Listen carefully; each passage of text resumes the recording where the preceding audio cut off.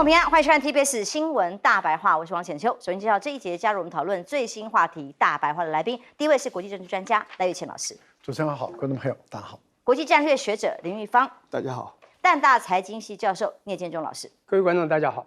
现在全球都在看到底川普一早看到这个发文说以伊的冲突正式协议达成了，他 congratulation 哦，这两个国家都是最大的赢家，到底有没有真正的停火？川普宣布了之后，他一连串的各种发文，最新一个发文，他再度的发文说停火协议已经生效了，请不要违反川普美国总统我说的话。就算就是金科玉律啊，告诉大家不可以停，不可以再犯哦。结果呢，以色列却宣布说，明明今天台湾时间大概中午左右，应该就是这个所谓停火时间要达成的。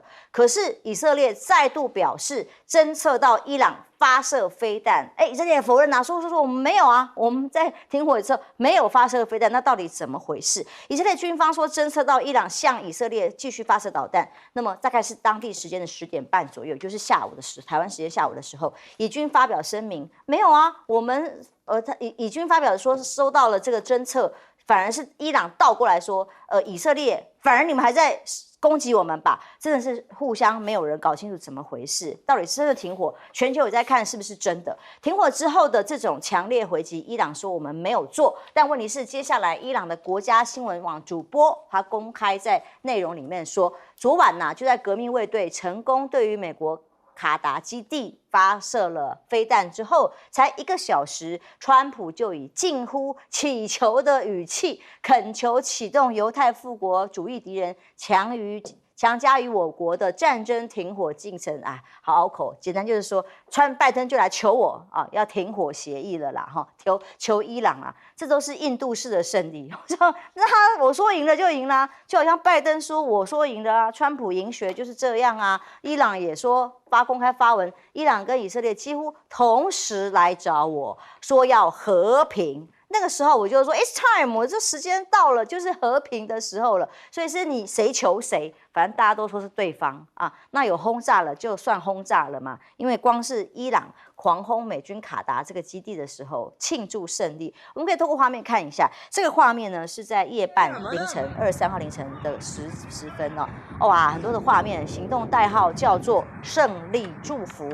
攻击使用的飞弹数量刚好，德黑兰还宣布，就是美国先前对伊朗3座核设施投掷的炸弹数量14枚啊！你给我多少，我就以牙还牙，就告诉内部的民众说我们已经报复了，然后还产生了一些庆祝的行动跟仪式在进行，表示让美国好看。然后呢，接下来川普立刻发文说，哇，早就预料到软弱的反击，甚至他还特别在 Truth 上发的这个文说，感谢伊朗事前通知，让我们得以避免人员伤亡。那最后也的确14枚里面13枚，据说其实也有说6枚跟7枚的啦，有好多种数字哦，外媒的各种报道。就总之只有1枚落地，其他都被先防空系统给拦截下来了。那双方都在要面子，都在对内交代，真正的和平真的到来了吗？这个才是关键。那了解西方情报预估的官员是说，这次的攻击是典型的下台阶式的升级行动，大家都赢了。你说你也赢，我说我也赢，全部都赢就好了哦。但伊朗的第21波攻击是前一天。我们看到了宣布对以色列发起这个真实承诺3的时候呢，当时有15枚的导弹在40分钟之内发射了多管的各种的齐射啊。当时在约旦河西南方的军事目标、军事支援中心都蛮紧张的，所以这样互相轰炸完了，是算真正的结束了吗？各种报道分析，包括伊朗的革命卫队说，当天的袭击用了现代化、出其不意的战术啦，还分析了卡德尔 H 的导弹是中程导弹，可以搭载到过2000公里左右，多弹头，具备雷达规避能力。那所以是说，你美国、以色列撑不下去，所以才要大家来谈和平嘛。所以这个和平，赖教授，我们看起来就是每个人都说赢了。只要真的和平可以到来就好，是不是真的可以熄火了，不再互相攻击？我觉得目前是3个都打累了，啊，然后都想喘一口气，休息一下。什么时候会再开火，谁也不知道。但是目前来说，这个以色列跟伊朗确实都有宣布了，官方宣布说停火了啊。但是没有签协议，所以还是没有签停火协议。第一个，没有签长期或者永久的停火协议都没有，目前来讲，那就等于是等待的24小时之后，双方愿不愿意坐下来谈啊，这是一个态度。另外一个部分里面就是我们看到这个川普有点像小学生一样要邀功啊，就是说他在第一时间，因为当生效时间还没到，因为他有说嘛，24小时嘛，然后说这个在北京时间这个4点半的时候有一方如果停火的话，例如说以色列不再打了，那伊朗就不会再反应了啊。但是伊朗他要在8点半把他的任务完成，然后以色列如果没有再反击，那这样的话就暂时大家都不打了。那事实上，这个等于是间接的告诉大家说，那你在这段时间内赶快打。那确实，以色列也是在他的这个规划的时间前，他对于德黑兰就进行了新一轮的攻击，还有对于伊朗的西部又进行了另外一轮的攻击，都是同一天，但是在于这个截止生效时间之前，伊朗一样有对以色列进行反击进行攻击，但是也都在于生效截止时间之前。那之后看起来到目前为止，双方没有再违反，这个是初步的一个好消息。所以我们看到股市又回来了，那么油价又跌下来了金价也跌下来了。这是川普投顾真正关心的。对，因为川普坦白说，他几乎是股市都插在操盘，他要打之前他先放空，然后要和谈之前他再买进就他是最大的赢家反正就是他的团队就操纵股市就好了，因为他知道这个很明显嘛。好，我个人是这样认为啦。对于伊朗来说，因为这一场战争没有赢家，其实只有谁最输。伊朗真的是最输的，因为伊朗是被打得最惨的。伊朗本来想用浓缩铀的方法逼美国进来谈，但是伊朗本身确实没有违反这个联合国的规定，也没有违反核不扩散条约，它确实没有做核弹。但是你要做核弹，就一定要有浓缩铀。你有浓缩铀，不一定也会做核弹。但是如果没有浓缩铀，你核弹想都别想。可是对伊朗来讲的话，在提炼浓缩铀的时候，就会使很多国家越来越着急了，特别是以色列，他就会觉得，你如果想要做，你就跨这一步就做到了嘛。那对伊朗来讲，说我没有要做，但是我提炼浓缩铀，我的目的是要逼着你美国来跟我谈。结果谈了几轮失败以后，以色列就按捺不住就打了。现在美国也打了。好，以色列说我们的阶段性任务完成了。第一个，我们已经有效的让伊朗倒退了3年，也就是说，本来伊朗再过几天就能够做出来了，现在他们被我摧毁的差不多，他要重建的话，要3年以后的事。所以我给以色列争取了更多的时间。第二个，我把他的防空系统打掉了一大半。今天在停火截止日前，他又打掉了好几架战机嘛，所以他说：“你看，我把他的防空系统打掉了一大半了，然后我把他的这个武装的人员都杀了一大半，所以我已经让伊朗的国力削弱了，所以我的阶段性任务完成了。”这是内塔尼亚胡给自己准备一个下台阶，因为他也打不下去了。第一个，他打不下去；第二个，他也想停火。国内也被攻击的蛮惨的。那国内也被攻击，在国际上也被攻击，那在联合国里面也被谴责。安理会本身虽然还没有做决议，但是对于这个以色列跟美国的谴责声音是很大的。所以我们看到，其实美国在国际间已经被孤立了，连他的盟友法国马克龙都站起来，跟挪威的总理都直接指责你这样做根本就是不对的，违反国际法的。所以我想，美国的这一次的行为，其实3方都不想再打，刚好有这么一个卡达出来调停，那就暂时停火，休息一下，什么时候又会恢复打，不知道。好，其实这时间轴因为变化太快，连续剧如果突然有个新发展，但是太快了，所以很多的新闻的更新哦，都还在整个厘清当中。但至少有一件事，就是三方现在都已经发布了声明，那各自都表现了对内交代的做法，不管是以牙还牙，你打多少发，我打多少发。但大家最担心美国介入之后，整个世界是第三次世界大战，所谓的核武战争要爆发，至少现在这个危机已经解除了嘛？从头到尾都没有第三世界大战会爆发的这种情况嘛。从头到尾，俄国跟中国大陆都没有可能参加这场战争嘛，对不对？所以呢，我是觉得很多的说法都是有，事后想想就会觉得很好笑。虽然我们一开始就知道这个可能性是很低，我觉得最后大家都累了。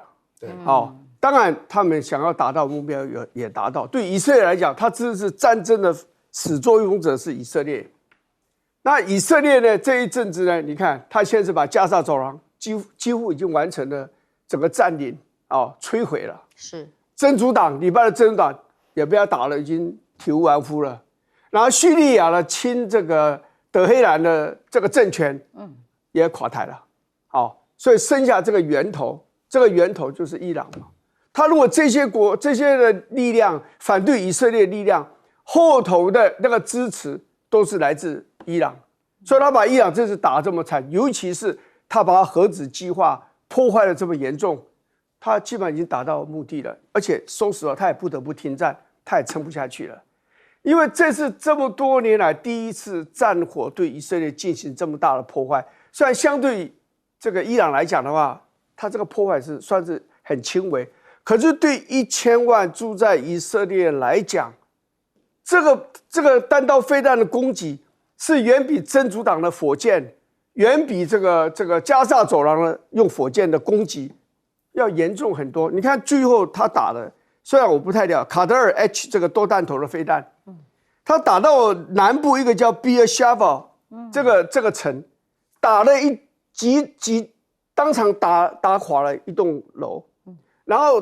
同时震垮那个力量震力太大，震垮了周围好几栋。所以已经死了，大概到目前为止死了4个人，20几个人是轻重伤这样子。所以这个还没有讲海法，还没有讲这个所谓的这个他们的这个特拉维夫特拉维夫，你去想想看，那种随便2、3栋大楼倒塌，那个对他们的民心士气打击其实都蛮大的，因为以色列本来就非常没有安全感。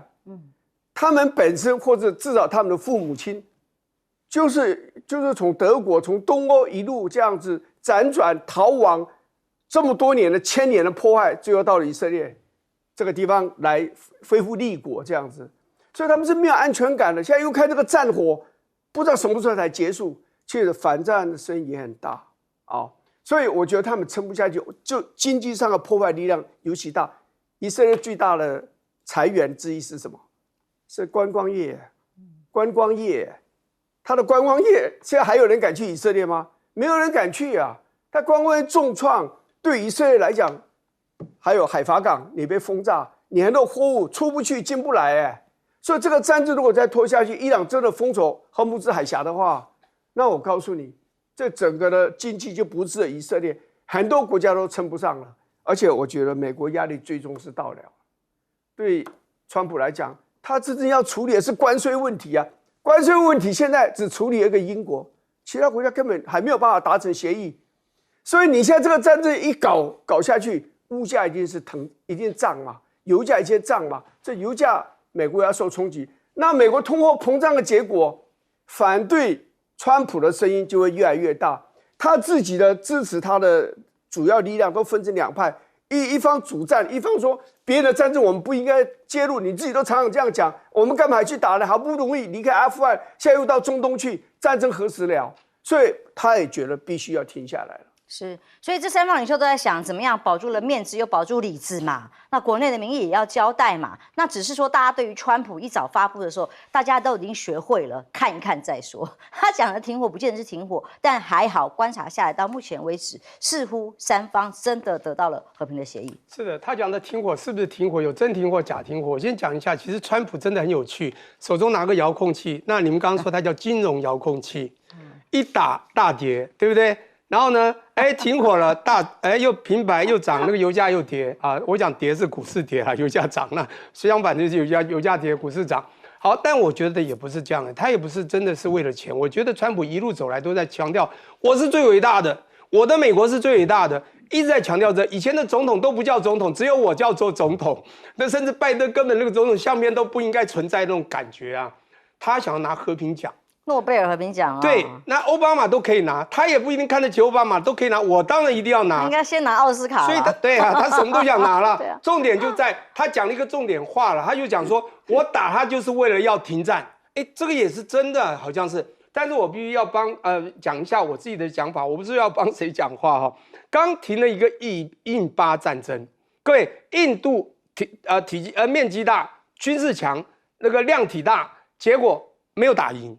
为什么巴基斯坦却赢了？光一个4代机可以打掉4.5代机，原因很简单，背后有个 backup， 就中国的全套的设备，就军事设备的 backup， 所以他不会输，赢了。当然两边都怕，最后也停火了。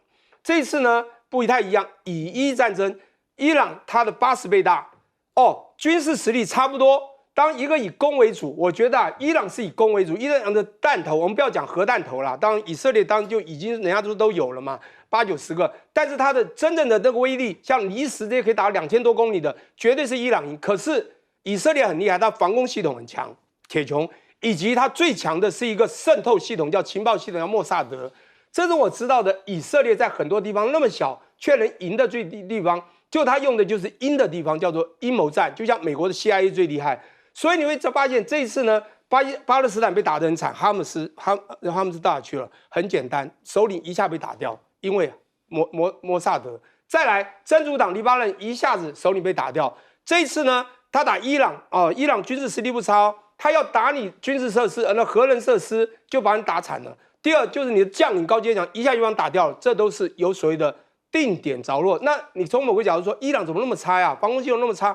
他防范怎么那么差？就是因为是对方攻得太强，但是对方呢？那我这样讲，他的战机当然不一定输伊朗，但是导弹要真的轰炸的时候，我觉得以色列很惨。好，重点是当美军还没进战的时候，非常清楚，伊朗就讲了，我不投降嘛。大家还记得吗？才1个礼拜前的6月15号到17号，才1天，川普就急着跑回去跟国安会开会，什么？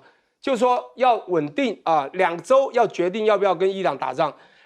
可是你知道那么快的 GBU 这个57就被 B2 带去了，就直接的蹦就直接往那个深土就砸下去了。这个13.6万吨的这个13.6万吨的这个，所以3万磅的这种弹头打下去，当然全世界只有他们有，他也讲得很清楚，也只有美国做得到。因为这个一做到，伊朗当然就惨了。伊朗还是不想投降。那伊朗我觉得为什么会平淡？我觉得伊朗可怜呐。悲哀他比较难，势均力单挑他不会输以色列，但是之前有人在讲中国会不会支持他？他们有一些关系，那俄国会不会支持他？看起来他当着无人机也去支持俄国，也不支持他，因为大家都怕美国。坦白说，这次真的美国打下去，让伊朗其实还想报复不报复。不过我现在讲这是阳的，阴的还没有完。这些所谓的神权教的这些伊斯兰，不管是刚真主党哈马斯或者未来胡塞组织，将来还会集结。未来还会传承，我觉得这个事情阴的并没有结，阳的大概暂停一下。的确如此虽然川普剧透先告诉大家和平协议，结果呢，到底剧透之后剧情会如他发展吗？刚刚我们真的掌握不到的最新消息又来啦，又指控伊朗违反停火协议。以色列的国防部长卡兹他又公开宣布，指示国防军并与总统协调之后，继续执行对德黑兰的密集军事行动。因为前阵子已经传出来说，他们连陆军是不是都出动了？他现在还要继续打击政权核心跟恐怖组织基础设施。哇！这个停火到底是不是又没了？不知道，至少现在以色列又说打了。刚刚我们不是说嘛，伊朗他说没有，不是我们打的，那是怎么回事？其实从这一刻是在美国真的介入，很多人在赌他会不会插手的时候，川普真的在以午夜之锤的行动发动 B2 轰炸机，所谓兵分3路轰炸伊朗境内的战略位置之后呢，包括了导弹发射的位置到药库、革命卫队什么发电厂之后呢，这个是伊朗出现的疑似以色列特种部队活动的影像，同步都进行的哦。以色列同时自己也进行，美军轰炸也同时进行，还有特种部队想干嘛呢？是不是所谓要进入核设施来把核弹解除的任务在如此？所以这个空袭伊朗福尔多，以色列称叫做为了封锁住通往核设施的路径，浓缩铀的位置。到底浓缩铀有没有被炸掉？这现在目前还仍然是一个谜。透过这个是23号的画面哦，以色列再发动的空袭是针对伊朗首都大爆炸。这个德黑兰投下了100多枚，说真的打得真的太惨，100多枚的弹药打击多个军事指挥中心。那指挥中心先前被斩首行动灭掉了这么多领导哈，接下来是直接把楼指挥中心继续再炸，2阶、3阶接棒人继续再炸吗？那对准的政权更替目标什么意思？到底这个川普讲出来很敏感的一句话叫做政权更替，有没有把这个哈米尼给换掉、干掉？以色列轰炸击毙这个所谓德黑兰的政治犯监狱啊、内务部啊、总部，是一个指标吗？这个重点轰炸的设施里，包括之前被关押的政敌啊，还有这个民兵组织部啊这些。想要促成政权更替的味道吗？这是外媒的很多的分析报道。但事实上，伊朗说誓言要继续惩罚，也还言犹在耳嘛。就到底现在都有没有停火，这不知道。这是23号的，还告诉大家说我们会继续惩罚，也要让美国付出代价。以色列多地的空袭警报大响，这也是事实。当时呢，我们看到以色列的这个一条道路旁边被轰炸，瞬间还出现火光，这个画面呢也惊吓很多人。我看从这个视角是从车上开车的人看到隔壁就是被炸，那到处都是。那如果就媒体的观点，我上次看到摄影棚啊，在中东的主播播到一半突然被炸逃难的画面，在 CNN 主播也有看到类似的画面，我们特别有感哈。CNN 主播在以色列连线的时候，突然碰到了飞弹袭击，他也吓到赶紧避难。透过画面来看一下这个画面 ，CNN 的主播呢边跑古博啊 Cooper 这段画面先听听看他边播报边跑的画面。I should just say that we're now hearing an alert. Right. Which is an indication that we. Right. So these are the alerts that go out on all of our phones. Bring your IFB box. Bring your IFB box. Just unplug it. Should we all go? Yeah, I think we should all get one. So again, you can hear the sirens going off. This is from the hotel. They're warning all the hotel guests to go down. 他算是非常还有这个所谓的避难概念，赶紧离开。但后来呢，的确一连串的各种的空袭进行当中，伊朗最高领袖、精神宗教领袖哈米尼他的发文到23号的时候还是这样，画面显示一颗骷髅头，飞弹击中的地方，黑夜的城市有如骷髅头一样，文字写着惩罚仍在继续。但现在的惩罚停了吗？哈米尼的政权是不是有垮台？在包括刚刚提到的以色列，美国的总统川普的发文里头，哈米尼的政权，大家觉得如果把他先灭了啊，或者是把他真的是斩首了，不利于后续的发展。但大西洋月刊是美国的月刊报道的，有2名参与相关讨论的消息人士透露，伊朗遭到以色列、美国空袭之后呢，伊朗内部不一样啊，有官员考虑要把最高的领袖哈米尼给罢黜掉，密谋的是一群商人、军方政界人士，还有阿米尼的亲属、高阶神职人员所策划的。那取代他的是谁呢？有一位伊朗的末代王储巴勒维愿意主动担任这所谓的临时领导人，到底有没有内鬼啊？所谓先前以色列所公布、美国所公布的这个内容，但如果是由他来取代哈米尼统治的话，会帮助所谓独裁政权的人给他特色啊，先前被抓的、刚刚被炸的这个监狱的人都可以出来啦，甚至不排除如果真的复辟成功的话，就要恢复君主制。到底有没有这样的成功？其实哈米尼甚至因为高龄86岁了嘛，先前倒是已经先找好了可能接棒的人选。如果他不管是因为年纪已长，或者是真的发生了什么的真军事冲突里头，他已经任命好继任者。这个所谓的3人委员会要确定他的继任者，包括呼声最高的有他的儿子穆杰塔巴，还有革命领袖何梅尼的孙子哈桑何梅尼。所以到目前为止，我们还是真的不知道和平是不是真的到来。我们新闻一直在更新啊，但随时还会有新的可能的变化。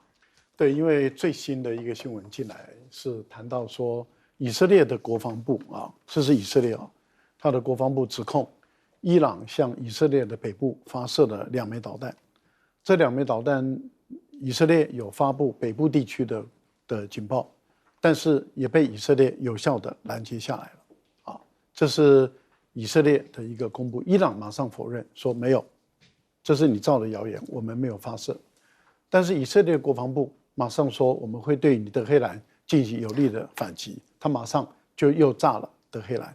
现在大家在看的是伊朗会不会再反击啊？那如果伊朗又反击，这个川普面子何在？诺贝尔和平奖怎么办？对，那个川普的的承诺啊，川普的保证，而且还在他的推文上说，这个永远不要违反我美国总统特朗普这样的一个说法。那这个时候就等于是化为乌有了，他的颜面扫地。第一个美国总统颜面扫地，刚刚讲完，哇，很开心的跟大家宣布，接着以色列指控伊朗违反，伊朗说我没有，然后现在指控你以色列去炸我德黑兰，那这样的一个情形下，你就可以知道双方是完全没有信任的基础。的确。那没有信任的基础，接着会怎么走呢？大家都不知道了因为现在看起来能不能够有效的约束住，其实这是一个3输的局面，没有赢家，只有谁输得更惨而已。那如果说还要继续轰下去的话，刚刚讲的以色列的经济发展怎么办？财政怎么办？它的国防支出1个月已经烧掉160亿美元了，这个对以色列一个这么小的国家来讲的话，这个负担事实上是很重的。而这个战争如果再推下去的话，经济状况、还有财政状况、还有军费的支出，已经占8.8了，占它的 GDP 的8.8，这个实在是已经是太高了。那这样子一直耗下去的话，对以色列，你总不能一直靠你海外的这些侨民他们的捐献嘛，这样的一个情形也不是长久之计。好，但是你没有把地面部队投下去，你说单靠这种谣言就要把哈梅尼把它推翻，我觉得这个想太多了。然后把美国所扶持养的一个傀儡政权，把它从美国带回伊朗，然后立刻就能够统治8、9千万的人，真的也想太多了。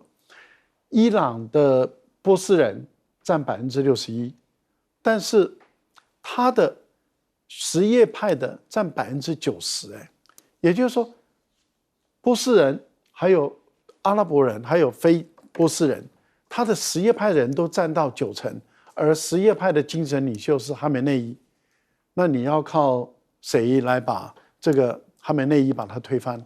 你说靠的一些没有武装部队的力量，然后靠的一些反对的势力，靠的一些旧王族的这一些还留在这个伊朗的这些人，然后靠了海外的流亡人士，你说就这样子隔空的就把哈梅内伊推翻掉了？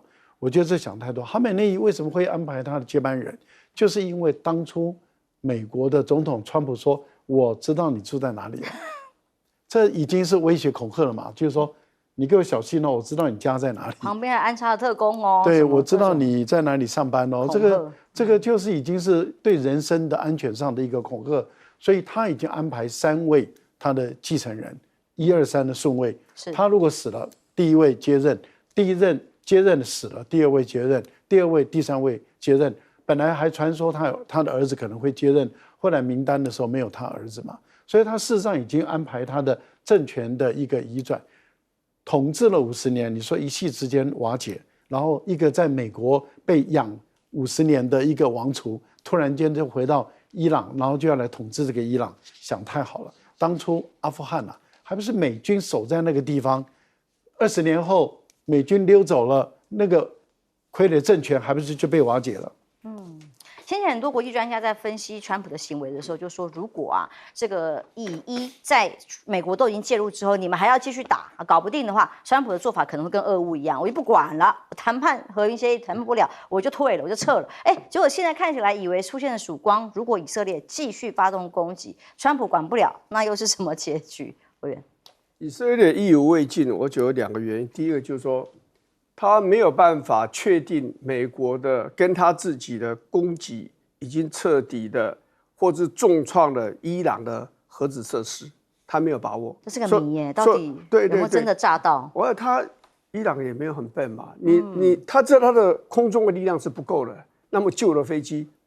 所以孙子说善战者动于九天之上，又说善守者长于九地之下，他当然就往下藏啊，天上打不赢你，有在地下发展啊，这是一定的。越南当时也是挖了一大堆地道啊，就这样子的啊，所以大概是不太有那么大的把握了哈。第二个，我是觉得他真的想更换政权，他觉得这个伊朗这个政权对以色列来讲构成太大的威胁。我刚刚讲过。从真主党加沙走了哈马斯到这个叙利亚的阿萨德的这个政权，包括南也门的那个叛军的力量，也用弹道飞弹打以色列的力量，他们认为基本上他们的支持的力量就是伊朗嘛，就是现在这个政权嘛，神权的这个政治嘛，所以他希望把它更换这个坦白讲不太容易了不太容易。但是不管怎么样我刚刚有一件事要讲而没有讲的，就是说，伊朗其实是有一些东西是可以拿出来用的。我们刚才讲卡达尔 H 这个多弹头的飞弹，看起来他在最后才拿出来用，杀伤力很大，最后才拿出来用。没错，他一开始讲说有高超音速飞弹，高超音速飞弹表现的并不好啊。你看大部分90%几的飞弹都被拦截了，那你说它的用处不大，可是这个卡德尔 H 这个多弹头飞弹一来，你看。我刚刚讲在这个比尔谢巴，马上就打掉一栋大楼，再把旁边几栋也震垮了。我想可能是多弹头同时击中也不一定啊，击中一个主目标，旁边大概也被击中，这个我们不晓得了啊。不过如果这个战争再持续下去的话，我想先问一件事，就伊朗你竟然有这么好的多弹头飞弹，你为什么先前不拿出来用？你到最后1秒钟才拿出来用，是什么原因？是你的量不够，或者你不想跟对方把仇结这么深，还是刚刚收到，对不对？不知道，不是，或者是说你现在才想通，说我留在最后一刻，这是我最后手段，我现在开始用。也就是说，这个战争如果进入第二阶段，现在大家要谈和，然后没有办法谈成，然后再恢复这个战争的话。我认为伊朗可能把以色列搞得很惨也不一定。如果他真的他的多弹头飞弹，你不要说有很多，哪怕只有个60、70枚、100枚，他把它都打向以色列的话，这以色列大概就有重创。我觉得以色列这方面大概也会有所顾忌啊。不管怎么样啦，这个战争其实严格讲起来，跟川普有关，也跟他无关。以色列硬要打，川普也挡不住。川普真的要狠狠的教训以色列，以色列也不敢打。所以某种程度，他们两个人是相乘相合了，共生。对。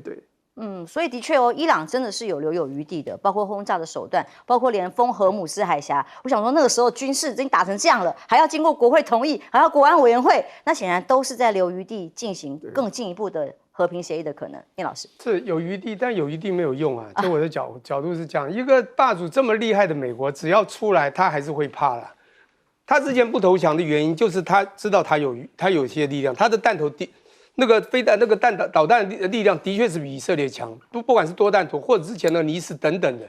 当然，之前我觉得还有这个以色列，它的防空系统其实也蛮强的。据我所知，它有3道的防空系统啊，就是它拦截力其实蛮强的。那他也怕量有限，被打了以后量不多的话，这样我们都不知道它有多少嘛。刚刚这个讲得很好，就我觉得他也会担心他的东西不多，所以他留在后面。你知道，这个我们有时候跑马拉松就是体力撑到最后再冲。好，那不管怎么说，我觉得这次还是一样，就是因为川普的介入，你知道吗？如果没有川普介入的话，我跟你讲单挑的话，因为伊朗真的不一定会输嘛，地这么大你这么多，人也比你多，那当然他的攻击力量也不差，当然你的防空系统也要用其他的这个弹头去打掉啊。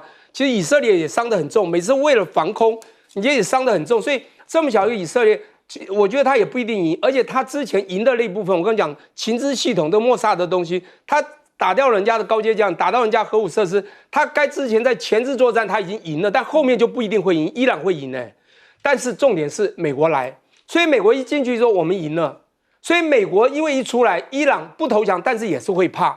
所以才会说再打下去，或者说阳的再打下去，它就很惨，所以一定要表面停火。所以我刚刚讲到阳和阴这两部分，但是我必须声明，就是说你刚刚讲到的很有道理。你看多少次的战争蛮类似的啊，那个伊拉克战争、阿富战争，当然美国都扶持了一个刚刚讲的傀儡政权嘛，这次也有，但是我觉得这个地方不一样，真的神权，刚刚讲神权政治，真的它的位阶太高了。从何梅里到哈梅里，当然他现在说你知道我在哪，因为他们情报系统的确很强，知道就算把我打了，我们还有3个我选定的，当然包括自己的儿子或者哈梅里的孙子，他认为这个力量是可以绝对可以让刚刚讲到，不管甚至南边刚刚讲也门的胡塞组织，或者刚刚讲真主党，哈马斯全部集结到未来玩阴的，就会出更大的未来的这个灾难哦。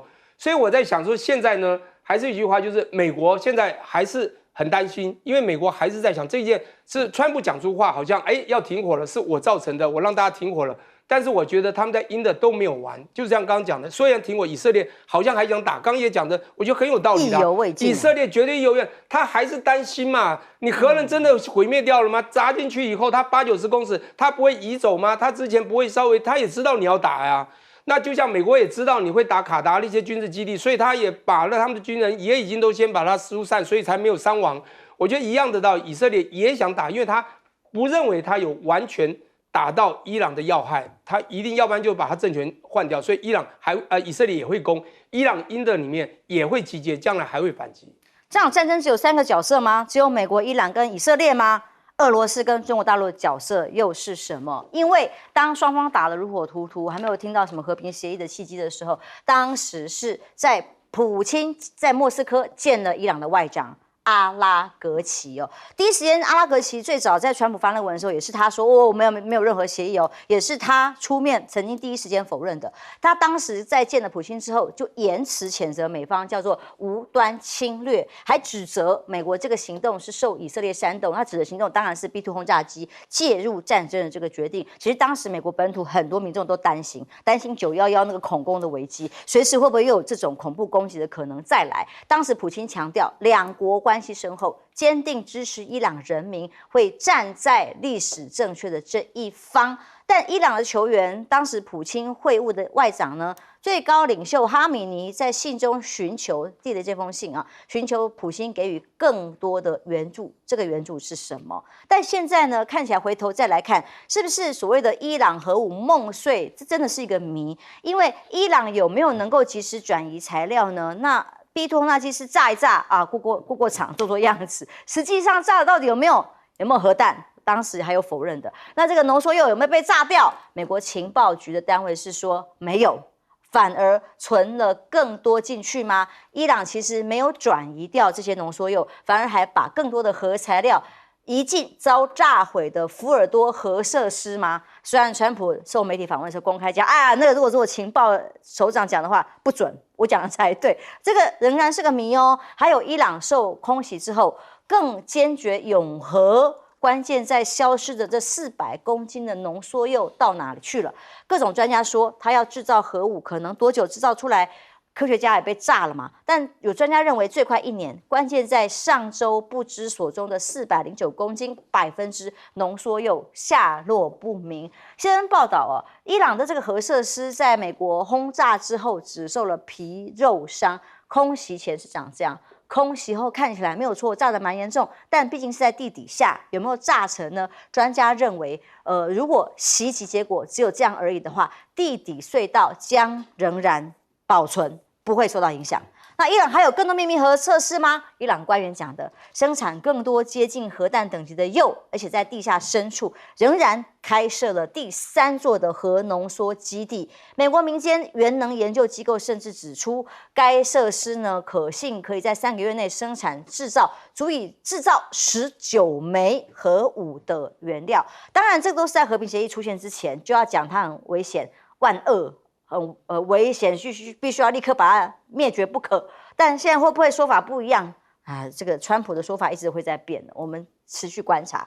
但伊朗本来要做个动作，这个倒是美国非常担心而不愿意乐见，就是封锁荷姆兹海峡。我们说，川普投顾最关心的当然是美国可能产生的经济损害，而如果用这一招的话，这个邮轮船东资深船长们说，伊朗各种选项要扰乱荷姆兹啊，包括水道上布置水雷，用伊朗本国船只等等，都有可能长时间封锁这条海峡，对于全世界产生的能源的危机就会很大，包括2艘超级邮轮受通讯干扰紧急掉头都是发生的状况。但我们就在讲啊，当时呢，其实明明在国会通知之后呢，本来国会通过要封锁之后呢，国家安全委员会迟迟没有宣布执行，到底为什么？而他们的美国外长很罕见的，还对外国务卿还公开的宣布呼吁中国大陆赶快介入，阻止伊朗把这条海峡给封掉。当时大陆外交部发言人是这样说的：波斯湾附近水域是重要的国际能源的地区，要防止地区区域动荡对于全球经济造成更大的影响，他会呼吁加大努力阻止冲突，让冲突可以降温，是不是有这个影响呢？那伊朗石油出口分析指出呢，因为经济受创，美国一直讲啊，受创最深的未必是中国，而是其他亚洲新兴国家呀。所以这些能源中断对于这个海峡，美国很担心。但其实如果伊朗真的掐住荷姆斯海峡的话，包括了南韩还会派什么青海部队保护油轮啊，伊朗扬言关闭，泰国还有能源部紧急召开啊，其实世界各国都会受到冲击跟影响。为什么又说美国又要发大财的呢？这个川普喊所有人必须要降油价，真的是很少看到一个总统，也是美国总统，一下子要股市涨，一下股市跌，连那个油价要涨要跌也是他来喊，还真的下跌了，油价下跌，就连和平喊话，他发动攻击了，结果油价真的跌了啊！我在看着，你们现在正中敌人下怀，不要这样做。CNBC 指的川普这个贴文没有明确指出对象，但是马上发生效果了，这个油价立刻下跌，回落到每桶$80以下。那今天呢，和平协议传出来，美股大涨，油价也跌了，这是川普投过的发威。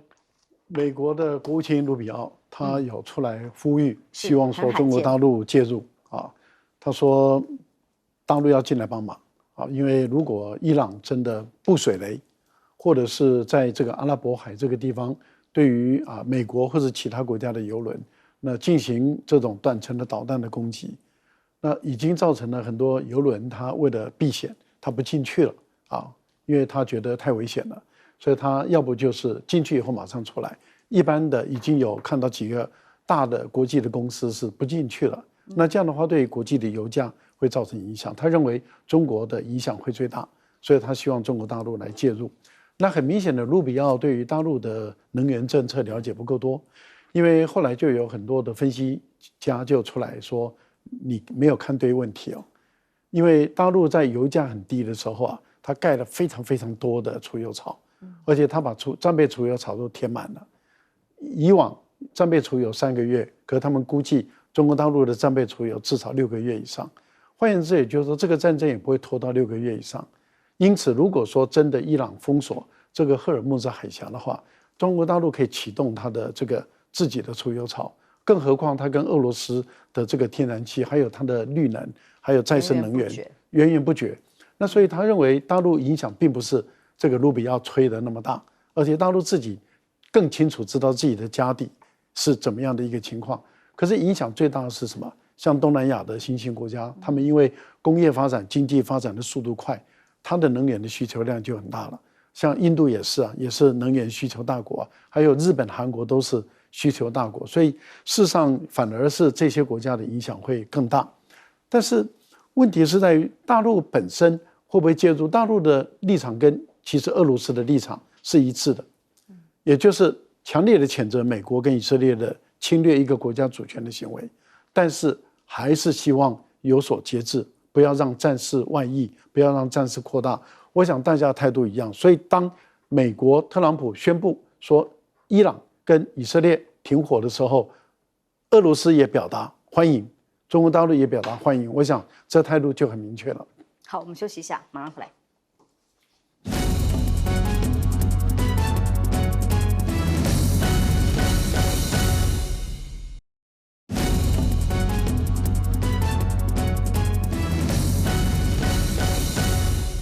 以战争当然现在最新的发展是以色列又说遭到攻击，没有要停的意思，但现在到底浓缩又有没有被炸掉，也仍然是个谜。委员，我的直觉里面，我在金门当了兵，所以金门的这个隧道我并不不陌生，并不陌生哈。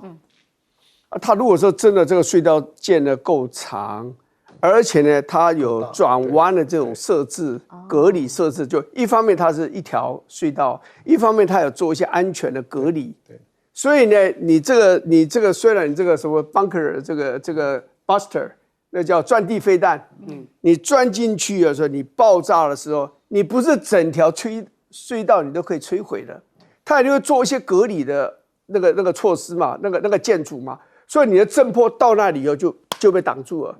那在另外的地方呢，大概就是安全的，所以你不能说毫发无损，我是不相信的啦。这么大规模的攻击，而且先前以色列就已经攻击了很多次了，那他这一次呢，再用这个钻地飞弹去打他炸弹打他，而且高达3万磅啊，那是好大的一枚炸弹啊，而且又发射战斧飞弹去做一些攻击。我认为它的核子设施，地面的，尤其地面的，大概都摧毁的差不多，地下就看我刚刚讲了，它的隧道的工程建造的能力如何了哦。但不管怎么样，你说完全摧毁，我认为不可能。但是这件事情，你会让伊朗更想要加速完成它的核子弹的这个研发，一定是这样子。那它可不可以不经过试爆就制造出核子弹？我不晓得。你看现在像美国啦、中国大陆啦、俄国啦。他们都没有在进行试爆了，不管地下还是空中都没有。为什么？他们已经用电脑就可以在模拟哦，做这个在上面就可以做一些试爆。对，委托俄罗斯。对，所以现在因为他是第一次做的东西，是不是一定要先经过试爆才比较有把握？不晓得。但这种东西对伊朗这样一个国家，你是挫折不了他了，而且他跟以色列比气场，他的人口是以色列的8.8倍。它的面积是以色列的58.51倍，所以它是一个大国，所以它跟你比气场，你可以重创我，但是你无法消灭我。至于政权的更迭，我觉得那是 wishful thinking， 你想都别想了。我认为以色列那个也只是讲一讲而已啦。伊朗现在你把它炸得这么惨，他们整个民族主义都起来了，不可能更迭，不可能，更不是一般的政权。休息一下，马上回来。